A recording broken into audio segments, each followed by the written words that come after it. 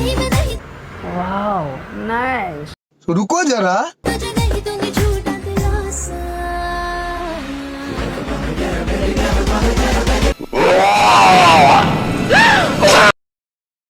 তো গাইস এই ভিডিওটা দেখে আমি কনফিউজ কি আগে গাল যে দেবো আমি কোন দিক থেকে দেবো, ছেলের দিক থেকে দেবো না মেয়ের দিক থেকে দেবো?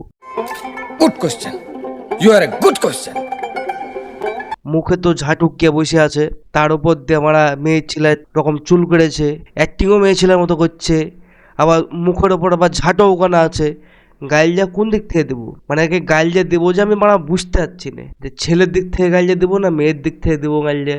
যাই হোক একটা গাইল তো দিতে হবে, যদি শালা বলি বা শালি বলি মেয়েদেরকে শালি বলা যাবে আর ছেলে হলে শালা বলা যাবে, তো বলবো কি দিয়ে? কিছু মারা বলার মকাই পেছি না আমি যে কি বলবো। তো একটা লাস্টে একটা জিনিস জাস্ট বলে ছেড়ে দিই, তুই শালা বা শালি তা জানি না মারা, তুই নিজেই জানিস কি তুই, ঠিক আছে? কিন্তু বাট আমি একটা জাস্ট কথা বলে দিই, যদি মেয়ে ছেলে সাজার ইচ্ছা থাকে দাড়ি কাট, আর যদি ছেলে সাজার ইচ্ছা থাকে চুল কাট, যদি না টাকা থাকে আমার কাছে লে দে তুই কাট, কিন্তু কাট।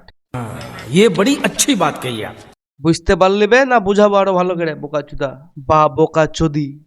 क्या बढ़िया था गुरु। এই চোদনাদেরকে যত দেখবো গাইস তত যাই গাল দিতে মন যাবে, তার নাম করে বাদ দাও। আজকের মতো এখান থেকেই সমাপ্ত, আবার পরের দিন হবে নতুন একটা নতুন ভিডিওর সাথে। वीडियो देखी ना अब like and subscribe, हाँ कर दो, like and subscribe, हाँ